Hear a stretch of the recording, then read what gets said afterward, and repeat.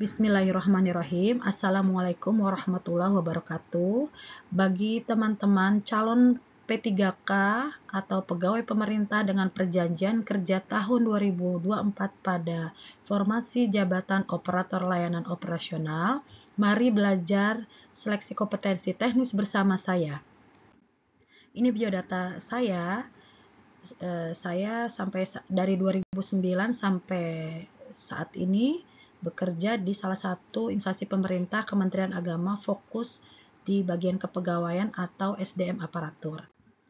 Materi pokok pembahasan ini mulai kita bahas dari syarat pendaftaran, mekanisme seleksinya, tugas fungsi dan kualifikasi kompetensi operator layanan operasional, dan teknik soal-soal seleksi kompetensinya.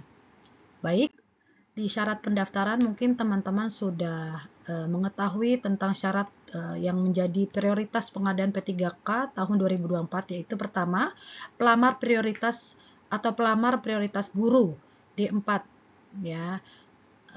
Jadi ada ex tenaga honorer juga THK 2, lalu yang ketiga ada tenaga non ASN yang terdata di database BKN, lalu tenaga non-ASN yang aktif bekerja di instansi pemerintah, termasuk lulusan PPG untuk formasi guru di instansi daerah. Nah, syarat pengalaman kerja P3K itu minimal 2 tahun di jenjang terampil untuk fungsional. Untuk 2 tahun juga di jabatan pelaksana juga bisa. Nah, minimal 3 tahun di jenjang alih muda dikecualikan bagi JF, dosen, pengawas sekolah, dan kesehatan. Syarat melamar formasi jabatan yaitu hanya satu jenis mendaftar satu formasi. Nah, syarat berkasnya mungkin teman-teman sudah diupload ya ke aplikasi BKN ya. Pas fotonya, swafoto selfie, KK, KTP, ijazah, transkrip, surat penugasan, surat lamaran, surat keterangan kerja, dan lain-lain. Lalu mekanismenya apa aja sesuai Putusan Menpan nomor 347 tahun 2024, mekanisme seleksi P3K tahun 2004 dimulai dari pengumuman pendaftaran sampai usul penetapan nomor induk P3K ya. Jadi nomor induk P3K itu sudah paling urutan terakhir nomor 8 ini. Ya. Jadi dari semua itu kita punya seleksi. Di dalamnya itu ada seleksi kompetensi. Nah, di sini ada seleksi kompetensi, ada teknis, ada sosial kultural, lalu ada apalagi wawancara dan lain-lain. Ini semua di angka 45. Jadi kita nanti akan ke sana juga. Oke. Jenisnya yaitu soal teknis itu ada 90 soal. Nah, manajerial 25 soal, sosial kultural 20 soal, dan wawancara 10 soal. Jadi semua itu dikerjakan 120 menit plus 10 menit. Nah, paling banyak jenis soalnya adalah soal teknis. Maka kita bahas di pembelajaran kali ini tuh soal teknis. Nah, apa sih tugas fungsi kualifikasi kompetensi operator layanan operasional? Nah, menurut Keputusan Menpan nomor 11 tahun 2024 tentang jabatan operator layanan operasional itu melakukan kegiatan pengoperasional layanan teknis. Minimal tuh kualifikasinya SLTA sederajat. Jenisnya bisa diduduki oleh PNS atau P3K. Nah, penguasaan ilmu yang dikuasai adalah pengetahuan komputer, pelayanan prima, tata kelola komunikasi, dan interpretasi data pelaporan. Nah, kita lanjut di nomor 1 aja ya, dimulai ya. Baik, nomor 1. Di bawah ini manakah yang termasuk dalam tugas operator layanan operasional? Yaitu A. Menyusun kebijakan, B. Melaksanakan pengawasan, C. Mengolah data dan informasi, D. Menyusun laporan tahunan, E. Mengembangkan sistem aplikasi layanan. Kira-kira jawabannya apa? Mari kita lihat. Ya, jawabannya adalah mengolah data dan informasi, yaitu C. Jadi tugas operator layanan operasional adalah salah satunya mengolah data dan informasi yang hasil pengolahan data tersebut menjadi dokumentasi atau arsip layanan. Soal selanjutnya. Dalam sebuah di kantor pelayanan publik, seorang pelanggan datang dengan marah dan langsung mengutarakan keluhannya dengan nada tinggi. Sebagai petugas layanan, tindakan paling tepat untuk menenangkan situasi adalah A. Meminta pelanggan untuk tetap tenang dan berbicara dengan sopan. B. Mendengarkan dengan sesama tanpa menyela. C. Memanggil atasan untuk menangani keluhan. D. Menjelaskan prosedur pengaduan standar kepada pelanggan. E. Meminta maaf atas ketidaknyamanan yang dialami pelanggan. Mari kita lihat jawabannya apa? Nomor 2 adalah mendengarkan dengan sesama tanpa menyela. Dalam situasi pelanggan marah, tindakan paling efektif yaitu mendengarkan dengan sesama tanpa menyela. Ini menunjukkan empati dan memberikan kesempatan pelanggan untuk mengekspresikan keluhannya yang dapat meredakan emosi dan membuka jalan menyelesaikan masalah. Soal berikutnya nomor 3. Seorang petugas layanan menghadapi dilema etis ketika seorang pelanggan meminta informasi pribadi pelanggan lain. Pendekatan terbaik dalam situasi ini adalah A. Memberikan informasi dengan syarat pelanggan menjaga kerahasiaannya. B. Menolak permintaan dengan tegas tanpa penjelasan. C. Mengalihkan perhatian pelanggan ke topik lain. D. Menjelaskan kebijakan privasi dan alasan penolakan dengan sopan. E. Menyarankan pelanggan untuk menghubungi pihak yang bersangkutan langsung. Jawabannya yaitu D. Menjelaskan kebijakan privasi dan alasan penolakan dengan sopan. Pendekatan ini yang paling profesional dan etis. Ya, ini menunjukkan komitmen terhadap pelindungan data pelanggan sambil tetap memberikan pelayanan transparan dan informatif. Nomor selanjutnya. Dalam konteks layanan operasional, pentingnya standar operasional prosedur atau SOP. A. Meningkatkan kreativitas pegawai. B. Memberikan standar proses kerja agar efisien dan efektif. C. Mempercepat proses pengambilan keputusan. D. Mengurangi pengeluaran anggaran. E. Mempercepat proses pelayanan. Jawaban yang paling tepat adalah B. Memberikan standar proses kerja agar efisien dan efektif. Dengan adanya SOP, para pengguna layanan dapat mengikuti alur prosedur layanan yang telah ditetapkan agar sesuai dengan ketentuan sehingga layanan menjadi terarah dan tercapai secara efisien dan efektif. Soal selanjutnya, nomor 5. Keterampilan komunikasi yang baik bagi operator layanan operasional sangat penting karena A. Dapat mengurangi waktu kerja, B. Membantu dalam memahami kebutuhan masyarakat, C. Mengurangi jumlah pegawai, D. Mengurangi pengeluaran anggaran, E. Meningkatkan anggaran. Kita lihat jawabannya. Jawaban yang paling tepat adalah B. Membantu dalam memahami kebutuhan masyarakat. Pentingnya komunikasi yang baik memberikan informasi bagaimana melayani masyarakat sesuai dengan kebutuhan yang akan dilayani. Soal selanjutnya nomor 6.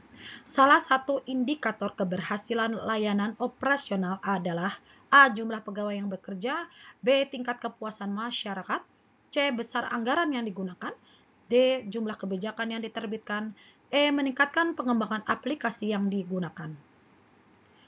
Jawaban yang paling tepat adalah B, yaitu tingkat kepuasan masyarakat. Kepuasan masyarakat adalah salah satu indikator keberhasilan layanan karena sesuai dengan output atau capaian kinerja layanan. Dengan adanya kepuasan masyarakat sehingga tercapai tujuan organisasi meningkatkan layanan untuk publik. Soal berikutnya, nomor 7.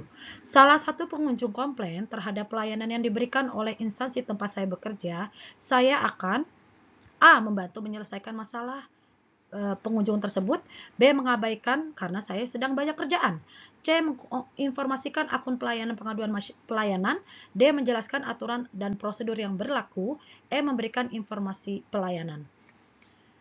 Mari kita lihat jawabannya. Jawaban paling tepat adalah B. Membantu menyelesaikan permasalahan pengunjung tersebut. Pengunjung yang komplain terhadap layanan dapat diselesaikan segera agar dapat dilayani sesuai dengan prosedur yang berlaku. Soal selanjutnya nomor 8.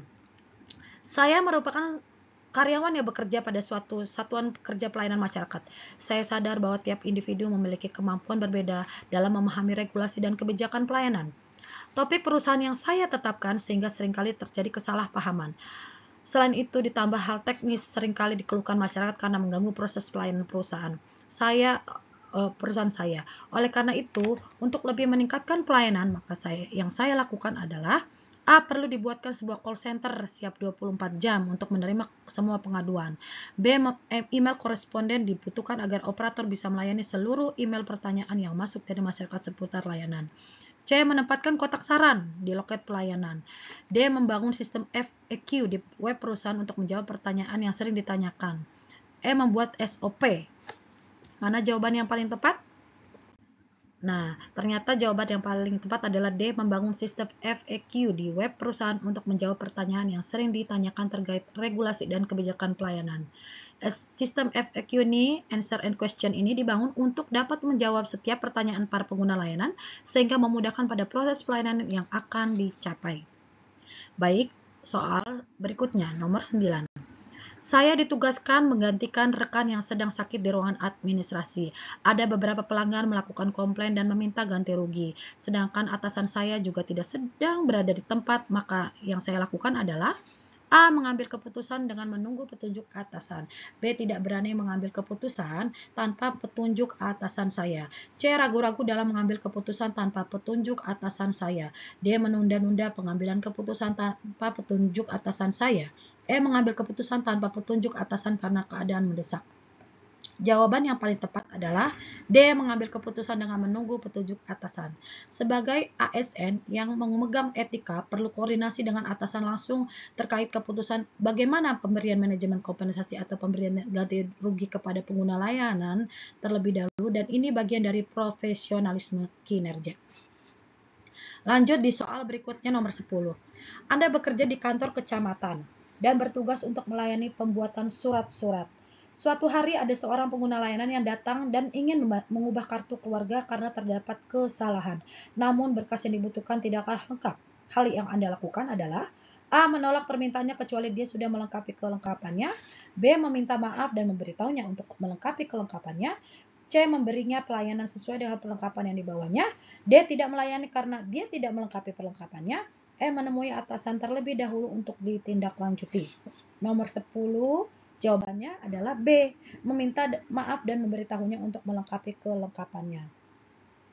Sebaiknya diberikan penjelasan untuk melengkapi dan disertai meminta maaf terlebih dahulu. Syarat kelengkapan dokumen adalah salah satu prosedur yang harus dipenuhi oleh semua pengguna layanan.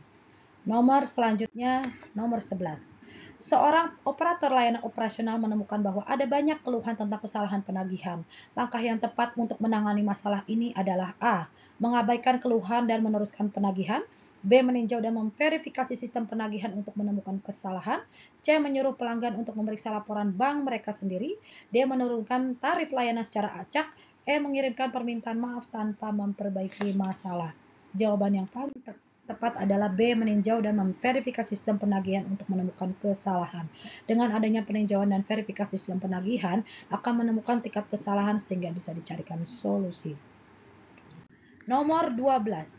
Salah satu kompetensi penting bagi seorang operasional adalah kemampuan komunikasi. Mengapa hal ini penting? Untuk mempercepat penyelesaian pekerjaan pribadi, untuk menjaga hubungan baik dengan pihak luar tanpa fokus pada pekerjaan, untuk memastikan setiap pihak dalam operasional memahami tugas tanggung jawab mereka.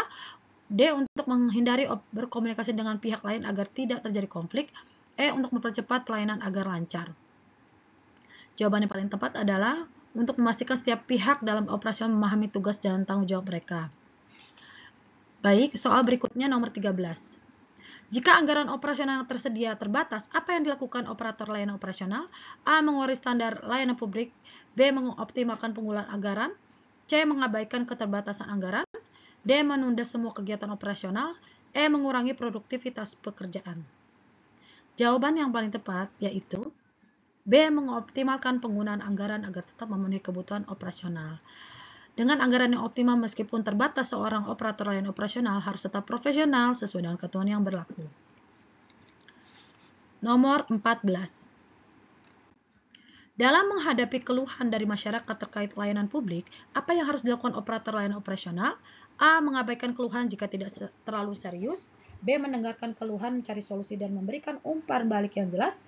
C. Menyerahkan keluhan tersebut kepada bagian lain tanpa menindaklanjuti. D. Meminta masyarakat untuk tidak menyampaikan keluhan secara langsung. E. Tidak menerima keluhan masyarakat. Jawaban yang paling tepat adalah B. Mendengarkan keluhan, mencari solusi dan memberikan umpan balik yang jelas. Dalam menghadapi keluhan dari masyarakat terkait layanan publik, operator layanan operasional sebaiknya mendengarkan keluhan, mencari solusi dan memberikan umpan balik sehingga mendapatkan kepuasan pelayanan dari masyarakat. Baik. Soal selanjutnya nomor 15. Seorang operator layanan operasional seringkali terlibat dalam penyusunan laporan kinerja. Mengapa laporan ini penting? A. Untuk memeriksa apakah ada kesalahan yang dapat ditutupi. B. Untuk mengevaluasi hasil pekerjaan dan merumuskan perbaikan operasional. C. Untuk menunjukkan bahwa semua pekerjaan sudah selesai tanpa memeriksa kualitas. D. Untuk menambah volume pekerjaan pegawai di masa mendatang. E. Untuk meningkatkan kuantitas pekerjaan. Soal ini jawabannya yaitu B. Mengevaluasi hasil pekerjaan dan merumuskan perbaikan operasional. Jadi setiap pekerjaan disusun laporan untuk dapat dievaluasi hasil pekerjaannya dan merumuskannya perbaikan operasional. Lanjut soal berikutnya nomor 16. Jika ada perbedaan pendapat antara dua tim kerja terkait prosedur operasional, apa langkah terbaik yang diambil operator layanan operasional?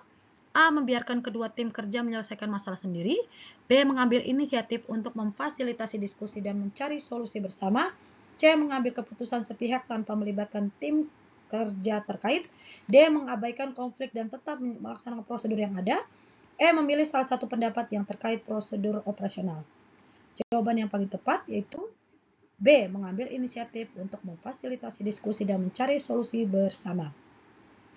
Jadi ada solusi pemecahan masalah dan menyepakati kedua pendapat yang akan memberikan solusi prosedur operasional. Soal berikutnya, nomor 17. Operator layanan operasional harus memiliki pemahaman mendalam tentang regulasi pemerintah. Mengapa hal ini penting? A. Agar bisa melanggar regulasi jika diperlukan. B. Agar dapat menjalankan operasional sesuai dengan kebijakan dan peraturan berlaku. C. Untuk mempersulit proses kerja pegawai lain. D. Untuk menetapkan regulasi baru tanpa melibatkan atasan. E. Untuk memahami tentang regulasi layanan. Jawaban yang paling tepat adalah B. Agar dapat menjalankan operasional sesuai dengan kebijakan dan peraturan yang berlaku. Regulasi pemerintah yang berlaku harus dilakukan agar setiap prosedur dapat dijalani sesuai dengan ketentuan berlaku. Baik, soal berikutnya nomor 18. Hampir setiap minggu Anda selalu menjalankan dinas keluar kota. Pekerjaan Anda menuntut Anda untuk selalu mempersiapkan segala kebutuhan yang diperlukan ketika bertugas, mulai dari barang-barang pribadi sampai dokumen penting yang harus dibawa. Kendala yang sering terjadi adalah Anda agak sedikit lupa. Terkadang barang bawaan Anda bisa tinggal, belum lagi risiko kerusakan selama perjalanan atau hilang. Untuk mengantisipasi hal tersebut, apa yang Anda lakukan? A. Menyiapkan jauh-jauh hari agar tidak lupa. B. Selalu membawa dokumen cadangan di tempat berbeda. C. Menyimpan dengan sistem online agar bisa diakses di mana saja. D. Menyimpan dokumen di dalam hard disk. E. Tetap mempersiapkan seperti biasa yang Anda lakukan. Jawaban yang paling tepat yaitu menyimpan dengan sistem online agar bisa diakses di mana saja. Oke, lanjut di nomor 19. Saat mengantri di sebuah restoran cepat saji, Rita memperhatikan bagaimana proses pengambilan pesanan dan penyajian makanan dilakukan dengan cepat dan efisien. Hal ini merupakan contoh dari penerapan teori operator layanan operasional dalam kehidupan sehari-hari. Di antara beberapa langkah yang dilakukan dalam proses ini, langkah yang paling relevan dan dengan teori operator apa? A. Menyambut pelanggan dengan ramah. B. Menggunakan sistem komputerisasi. B. Membagi tugas di antara staf untuk mempercepat proses layanan. D. Tidak memberikan pelatihan kepada staf. E. Tidak melakukan evaluasi terhadap waktu yang dibutuhkan. Jawaban yang paling tepat adalah C. Membagi tugas di antara staf untuk mempercepat proses pelayanan. Pada restoran cepat saji, membagi tugas di antara staf merupakan strategi yang sesuai dengan teori operator layanan operasional. Dengan membagi tugas secara efisien, restoran dapat meningkatkan produktivitas dan mengurangi waktu tunggu pelanggan. Ini mencerminkan upaya untuk mengoptimalkan pelayanan dengan memanfaatkan keahlian dan keterampilan masing-masing staf. Baik, soal berikutnya nomor 21 21. Seorang operator layanan operasional di Kemendikbud memiliki tugas pokok untuk membantu proses penerimaan siswa, penyaluran dana BOS, dan penyelenggaraan ujian. Tugas ini mencerminkan peran operator layanan operasional dalam A. Mengoptimalkan penggunaan layanan teknologi informasi. B. Meningkatkan kualitas layanan pendidikan. C. Memastikan kepatuhan terhadap regulasi pemerintah. D. Meningkatkan partisipasi siswa dalam kegiatan ekstrakurikuler. E. Meningkatkan efisiensi pengelolaan keuangan sekolah. Jawaban yang paling tepat adalah meningkatkan kualitas layanan pendidikan. Jadi tugas pokoknya yaitu membantu proses penerimaan siswa baru, penyaluran dana BOS, dan penyelenggaraan ujian. Dengan melakukan tugas yang baik, dapat membantu meningkatkan kualitas layanan pendidikan seperti memastikan proses penerimaan siswa berjalan lancar, dana BOS yang tersalurkan dengan tepat, dan penyelenggaraan ujian dilakukan secara teratur. Baik, soal berikutnya nomor 22. Saat seorang pelanggan menghadapi masalah dengan layanan internetnya yang tidak stabil, langkah pertama yang diambilnya adalah menghubungi layanan pelanggan operator untuk melaporkan masalah tersebut. Setelah itu, tim dukungan teknis mungkin akan melakukan diagnosa jaringan untuk menemukan penyebab masalah. Apa yang harus lakukan perusahaan sebagai langkah selanjutnya dalam memecahkan masalah ini? A. Mengabaikan keluhan pelanggan dan fokus pada pelanggan lain. B. Menciptakan layanan tambahan yang tidak berhubungan dengan masalah tersebut. C. Memberikan kompensasi kepada pelanggan atas ketidaknyamanan yang disebabkan oleh masalah tersebut. D. Mengalihkan panggilan pelanggan ke departemen penjualan untuk menawarkan produk baru. E. Menghentikan layanan tanpa memberikan pemberitahuan kepada pelanggan. Jawaban yang paling tepat adalah C. Memberikan kompensasi kepada pelanggan atas ketidaknyamanan yang disebabkan oleh masalah tersebut.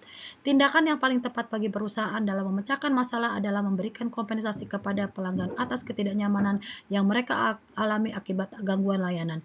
Ini mencerminkan tanggung jawab perusahaan terhadap kepuasan pelanggan dan dapat membantu mempertahankan loyalitas pelanggan. 3 soal lagi ya. Nomor 23. Seorang operator layanan operasional bekerja di sebuah kantor pemerintah yang memiliki lingkungan kerja yang formal dan hierarkis. Setiap keputusan harus melalui serangkaian persetujuan dari atasan yang lebih tinggi. Kondisi lingkungan ini menciptakan batasan yang jelas antara tingkat manajemen dan karyawan operasional. Hal ini mencerminkan pentingnya di lingkungan kerja yang A. Fleksibel, B. Hierarkis, C. Kolaboratif, D. Inovatif, dan E. Dinamis. Jawaban yang paling tepat adalah hierarkis. Jadi ada formal dan hierarkis, dengan setiap keputusan yang harus melalui serangkaian persetujuan dari atasan yang lebih tinggi. Lingkungan semacam ini menunjukkan adanya struktur hierarkis yang jelas. Nomor 24. Ketika sebuah perusahaan logistik menghadapi masalah dan dalam mengirim paket yang tertunda, tim manajemen segera melakukan evaluasi menyeluruh terhadap rantai pasokan mereka. Mereka menemukan bahwa ada keterlambatan dalam proses pengambilan paket di pusat distribusi.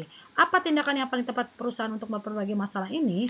A. Menyimpang dari proses pengambilan paket yang ditetapkan. B. Membiarkan masalah tersebut mempengaruhi pengiriman paket ke pelanggan. C. Menyalahkan pihak ketiga atas keterlambatan yang terjadi. D. Mengoptimalkan progres pengambilan ke paket di pusat distribusi. E. Meningkatkan harga pengiriman untuk mengkompensasi.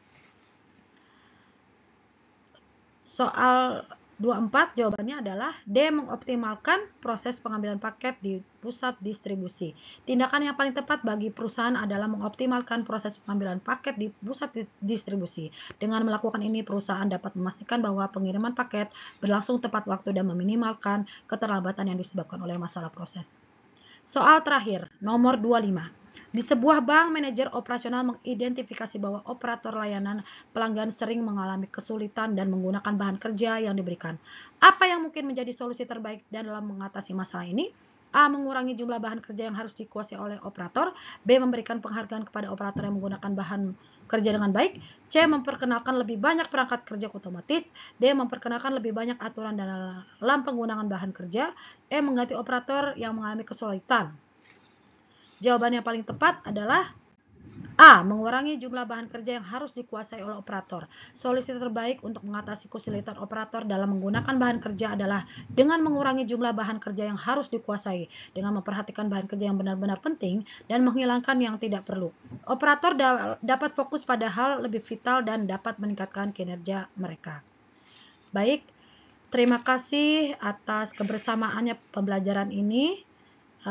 Kurang lebihnya saya mohon maaf. Semoga pembelajaran kali ini bermanfaat bagi persiapan teman-teman menjalankan persiapan seleksi kompetensi teknis calon pegawai pemerintah dengan perjanjian kerja tahun 2024. Selamat mengerjakan tugas dan diberikan dan kelancaran dan kemudahan dalam ujiannya nanti. Terima kasih. Assalamualaikum warahmatullahi wabarakatuh.